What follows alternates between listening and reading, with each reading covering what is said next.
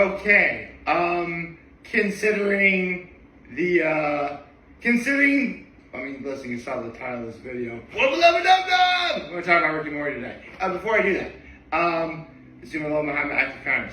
Let's see, what's my low?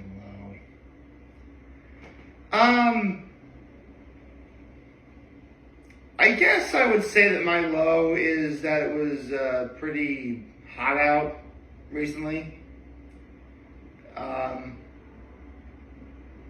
My high is I got to talk to my mom yesterday a lot. That was really cool. And my act of kindness was I did a favor for someone yesterday. Specifically, this guy told me to grab something from a gas station, and I did it. So, yeah. I mean, there's a lot more to it than that, but I don't want to get into too much right now. All I need to know is, I did something nice for someone yesterday, so let's talk about Rick and Morty. Yeah, sorry I haven't really been great about talking about Rick and Morty. Because, like, when season 8 started, I was doing pretty great about talking about each episode as it aired. And, like, last week, I think a couple weeks ago, I did, like, 2 or 3 episodes at once because I kind of forgot to do it.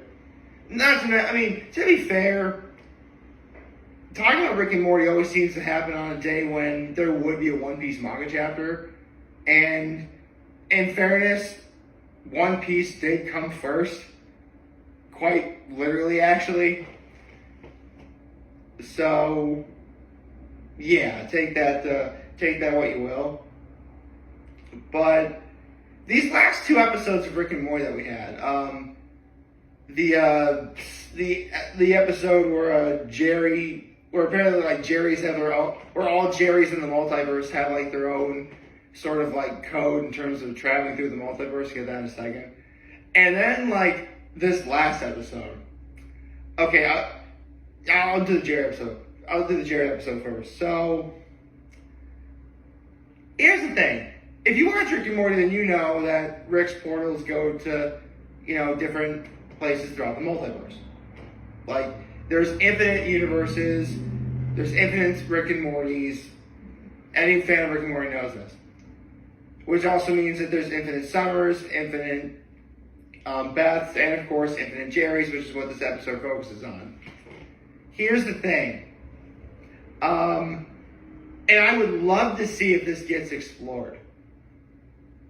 Because it used to be up until this episode that the way to get from universe to universe is through Rick's portal gun.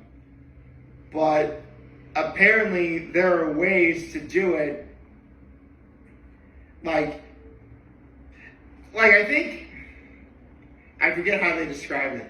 Like, every universe has its own set of like seams that you can go through, if that makes sense. And the Jerrys figured out that there's another way to get from universe to universe that doesn't involve using a portal gun. Which is funny. And they also bring back the fact that when the Jerry that we know gets lost, like, our universe says Parmesan. Does that help? That's how they pronounce Parmesan. I'll never forget when I first heard that particular joke a few seasons ago. I'm like, why don't we call it? I'm actually not surprised no one's ever called it that here. I mean, obviously, it's grammatically and phonetically incorrect to say it that way. But how has no one made that joke yet?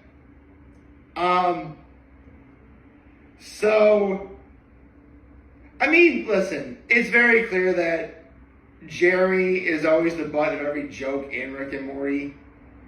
We all know this.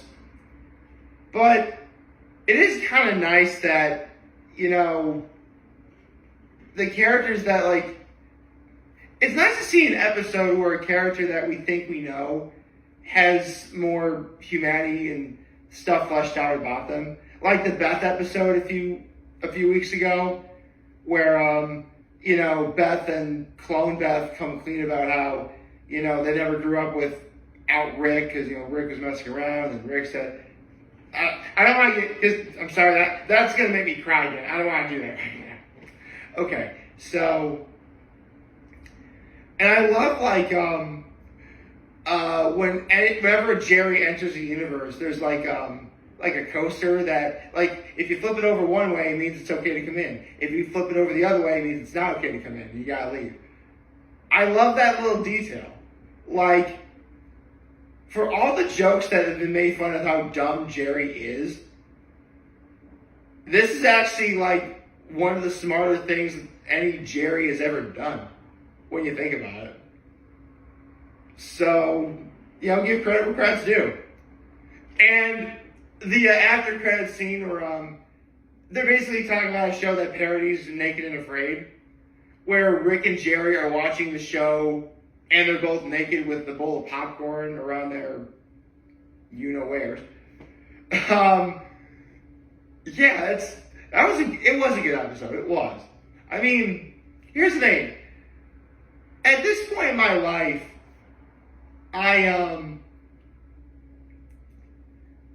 listen, I like comedy. I like to laugh. Who doesn't?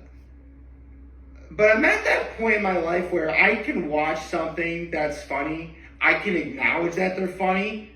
I don't necessarily need to laugh in the moment to prove that it's funny. Like, I see, oh, that's funny. I can acknowledge that.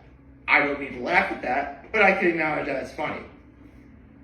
That tends to happen a lot for stuff I watch. I mean, like way back in 2013 when I saw The World's End, I mean, I was smiling and I chuckled here and there, but if you saw the movie with me, you would see I barely laughed at all. But that's okay, because I was able to acknowledge that everything I was watching was incredibly funny. With that said, let's get to something that did genuinely make me smile and laugh, which was this last episode. Now, first of all, Charlie Day guest starred in it, which I'm like, did they get Charlie Day to voice that little robot? Cool. Okay. I mean, it's the return of Morty Jr., which obviously Morty Jr. is an adult. I gotta say, if you don't know who Maurice LaMarche is, he's actually one of the most prolific voice actors of all time. He was, the voice of the Brain from Pinky and the Brain. He's ruler of the planet Omicron Persei 8. He's done a lot more, but we don't really have. Oh, he's the current definitive voice of Nitrous Brio in the Crash Bandicoot games. So he does a lot of stuff, and he's also the voice of Morty Jr. It's always nice to hear Maurice LaMarche do very serious roles. Oh, actually, he's also Calculon with his unholy acting talent. Yes. Oh, I love Calculon. Calculon's awesome. I should get back into watching Futurama. Yeah, I should. Anyway, so it's actually kind of nice that it kind of bookends the whole Morty and Morty Jr. Plot that was kind of left unexplored way back in season 2, I think. But I couldn't talk about this last episode without talking about one of my all-time favorite jokes, or kinds of jokes to laugh at, which is, for lack of a better analogy, a character truly thinks that they're hot shit when they clearly are not. One of the best examples of this is the South Park episode way back when, the episode where they're idolizing, where the kids are idolizing, well, specifically the girls, are idolizing Paris Hilton. And the girls in the hallway are seeing a boy walk by and they're doing cat calling stuff. And then Carmen overhears this. So, actually, hold on. Okay. So, Carmen overhears this. Say the girls are standing right around here, this general area. Then Carmen walks by and he's just and nothing happens. And then he walks by again, like, and nothing happens. Obviously, it means that, like, you know, the girls don't find Carmen that attractive at all, which, I mean, it's Carmen. It is kind of funny when stuff like that happens to him. But I just love stuff like that. I mean, listen, I know personally I am not remotely hot shit. I don't expect any woman to ever catcall me. But it would be nice if it ever happened. But with that said, it's funny when it happens for Carmen. It's even funnier when it happens to someone who technically doesn't deserve it, but it's still funny when it does.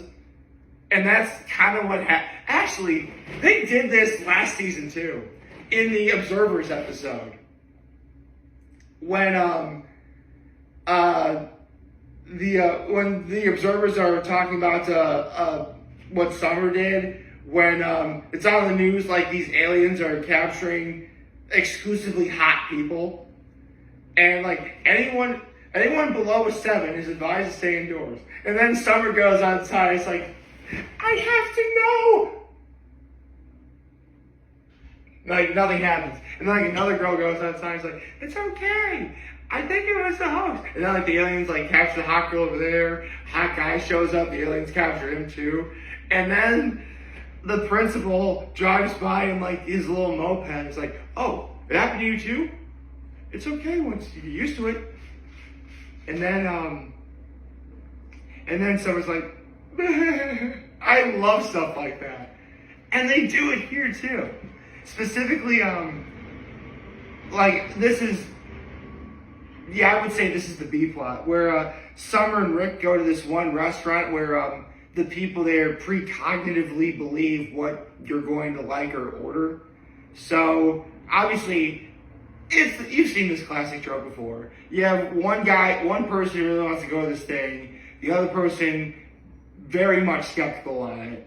And throughout the process of them being there, the roles reversed. So in this case, Rick was the one who was skeptical, but he really likes being there. Meanwhile, Summer, who actually was excited to be there, winds up not being excited. Why? Because remember, this is like they precognitively, guess what you're going to order before you order it. So they give Rick like this like tentacle sort of cake looking thing. I forget what it was. And so Summer's saying, I'm gonna get something really good, like ribs or something like that. And they give her a piece of avocado toast. Oh my God.